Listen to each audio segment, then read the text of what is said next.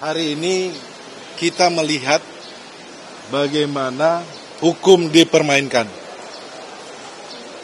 Kami sudah sampaikan kepada pihak KPK untuk menghormati lembaga pengadilan. Pra-peradilan ini diatur di dalam KUHP memberikan ruang kepada tersangka untuk menguji status tersangkanya dan juga memberikan ruang untuk kontrol terhadap due process of law yang tidak sesuai dengan undang-undang. Kita sudah sampaikan bahwa kita minta agar pra-peradilan ini didahulukan. Tetapi yang sebelumnya apa yang kita sudah sampaikan berulang kali, kami menilai bahwa KPK dalam hal ini sengaja untuk menunda karena untuk mempercepat berkas. Teman-teman, di dalam pra-peradilan ini yang sebelumnya, kita sudah uji bersama bahwa bukti yang dihadirkan oleh KPK bukan bukti yang terkait dengan Mas Hasto Kristianto. Ini bukti untuk terdakwa yang lainnya. Kemudian untuk sprindik yang lainnya. Dan ini sudah diuji di dalam persidangan. Kemudian obstruction of justice. Ada kesaksian teman-teman, namanya saudara Tio, di mana dia mendapatkan penekanan atau mendapatkan tekanan-tekanan terkait untuk merubah BAP-nya. Itu sudah terungkap di sidang pra-peradilan sebelumnya. Kita harapkan, ayolah, harusnya kita hormati dulu pra-peradilan, kita uji dulu baru masuk pokok perkara. Kalau perkaranya buktinya lemah, saksinya dipaksa, kemudian saksinya keterangannya berdiri sendiri, bagaimana kita mau masuk ke pokok perkara? Ini kan sebenarnya ruang pra-peradilan inilah yang harusnya kita uji dulu dong, baru kita masuk kepada pokok perkara. Kemudian juga kita sudah sampaikan, kita minta KPK menghormati hak dari Mas Hasto Kristianto sebagai tersangka untuk menghadirkan saksi fakta. Itu juga pun tidak dikabulkan. Apa yang mau kita harapkan teman-teman dari penegakan hukum yang ada di Indonesia seperti ini? Ini bisa terjadi sama siapa saja. Kalau Mas Hasto Kristianto bisa diginiin, semuanya bisa. Hukum dibulak-balik, hukum dipermainkan. Karena diorder, karena punya kepentingan, kekuasaan. Ini yang mau kita harapkan penegakan hukum seperti ini. Kita sebagai Indonesia malu ditonton oleh jutaan mata yang ada di Indonesia dan maupun di luar negeri menilai penegakan hukum kita seperti ini. Menurut saya ini merupakan catatan buruk terhadap penegakan hukum yang ada di Indonesia. Makasih. Bang, tadi dengan adanya statement dari JPU yang bilang bahwa ada SEMA tadi, kami pikir bahwa sudah ada putusan Mahkamah Konstitusi. Kami tidak mengomentari tersebut, tetapi kami menilai bahwa undang-undang harusnya yang tertinggi menjadi patokan dalam mengambil keputusan. Mungkin jelasnya begini, ya. Kekuatan mengikat surat edaran itu adalah untuk kepentingan internal Mahkamah Agung, ya. Dan coba lihat apakah surat edaran itu masuk dalam berita negara atau tidak. Saya tidak yakin itu masuk dalam berita negara, sehingga itu tidak mengikat. Nah, sementara putusan Mahkamah Konstitusi ini menurut undang-undang mengikat sejak dibacakan. Siapapun terikat dengan itu.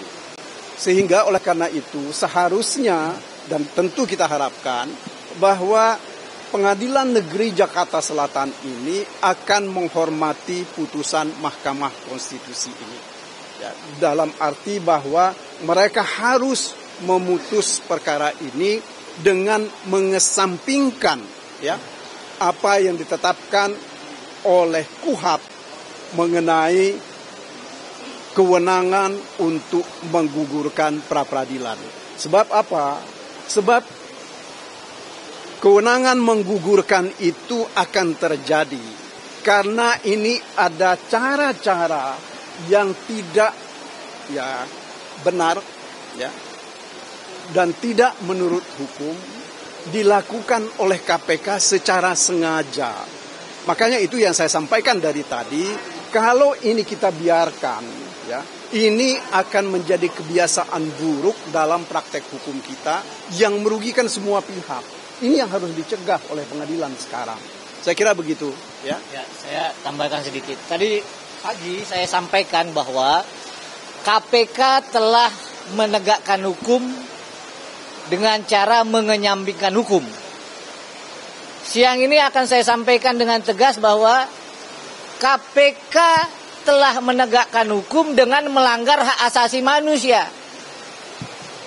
Gagasan pra-peradilan ini merupakan ciri negara hukum. Sudah ada sejak abad 18. Di mana orang kalau dijadikan tersangka wajib diuji dulu, benar nggak penetapan tersangka itu. Bukannya malah diikuti proses peradilannya, bukan mau membuktikan bahwa dia benar, bukan mau menyampaikan bahwa memang betul prosedur penetapan tersangka Pak Hasto ini betul-betul benar, malah dipotong di tengah jalan. Ya.